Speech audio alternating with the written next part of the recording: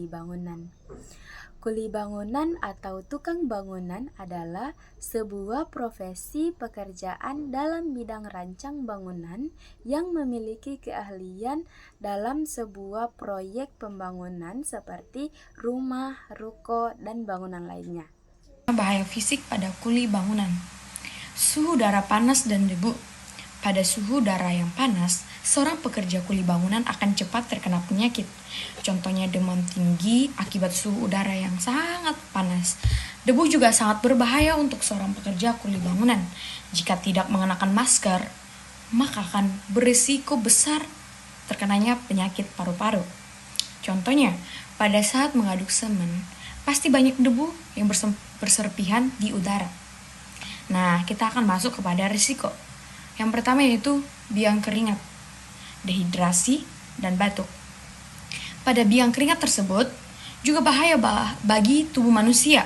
Banyak mengeluarkan keringat atau air dalam tubuh berupa keringat yang mengakibatkan dehidrasi juga sangat berisiko pada pekerjaan kuli bangunan. Batuk diakibatkan dari debu-debu dan berbagai bahan-bahan kimia pada saat bekerja.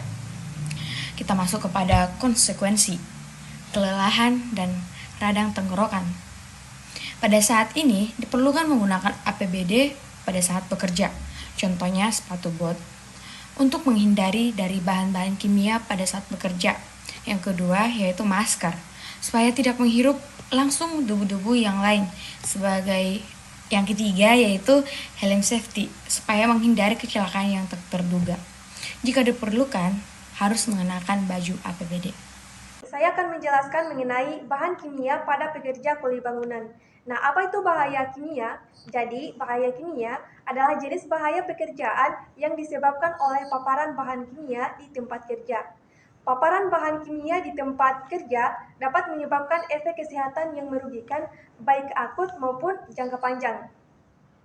Nah, adapun bahan kimia yang seringkali dialami oleh para pekerja adalah debu silika. Nah, debu silika adalah partikel kecil yang terbentuk dari silika, suatu mineral yang banyak ditemukan di alam. Partikel silika sangat halus dan dapat terhirup dengan sangat mudah. Paparan debu silika secara berlebihan dapat menyebabkan berbagai masalah kesehatan seperti silokisis, kanker paru-paru, masalah kesehatan kulit, dan masih banyak lagi. Maka dari itu, para pekerja diharapkan mampu menggunakan beberapa alat pelindung diri atau APD agar terhindar dari paparan debu silika tersebut. Nah, gunakan masker, sarung tangan, dan sepatu boot saat kerja. Jangan lupa dipakai saat bekerja di bangunan agar terhindar dari paparan debu silika. Saya akan menjelaskan tentang bahaya ergonomi pada pekerjaan kuli bangunan. Nah, apa sih bahaya ergonomi itu? Bahaya ergonomi adalah risiko yang terkait dengan ketidaksesuaian antara pekerjaan, peralatan, dan lingkungan kerja dengan kemampuan fisik dan mental pekerja. Tujuannya yaitu untuk mengoptimalkan keselamatan, kenyamanan, dan efisiensi kerja. Beberapa contoh bahaya ergonomi yang umum di tempat kerja itu yang meliputi yang pertama, berdiri atau membungkuk terlalu lama sehingga menyebabkan risiko otot tegang dan kaku. Dan yang kedua itu terkena serpihan besi saat memotong besi yang dapat menyebabkan risiko mata perih atau sakit sehingga menyebabkan konsekuensi gangguan persendian dan tulang. Upaya pengendaliannya yaitu yang pertama dengan rekayasa administrasi dan yang kedua itu menggunakan APD atau alat pelindungan diri. Baik, di sini saya akan menjelaskan bahaya psikologi pada kuli bangunan. Bahaya psikologi pada kuli bangunan dapat muncul dari lingkungan kerja yang tidak aman dan tekanan psikologis yang terkait dengan pekerjaan konstruksi. Kuli bangunan seringkali menghadapi risiko kecelakaan kerja dan tekanan mental akibat kondisi kerja yang berat. Apa sih bahaya psikologi pada kuli bangunan? Yang pertama yaitu jam kerja yang kurang pasti, yang kedua kurangnya istirahat, dan yang terakhir yaitu tuntutan untuk menyelesaikan pekerjaan tepat waktu. Nah, adapun dampaknya yaitu seperti stres, kelelahan, dan kurangnya konsentrasi saat bekerja. Jadi, para pekerja kuli bangunan perlunya menerapkan sistem kerja per shift atau shift kerja. Sekian dari saya, terima kasih.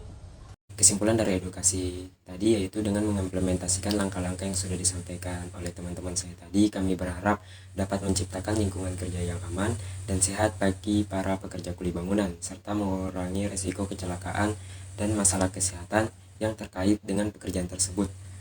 Pendidikan ketiga bukanlah sekedar kewajiban, tetapi peluang untuk tumbuh berkembang secara profesional dan pribadi. Bersama-sama kita bisa menciptakan lingkungan kerja yang aman, produktif, dan berdaya tahan. Mari jadikan keselamatan sebagai prioritas utama setiap hari, karena dengan keselamatan yang terjaga, kita semua bisa meraih sukses yang berkelanjutan dalam karir dan kehidupan kita.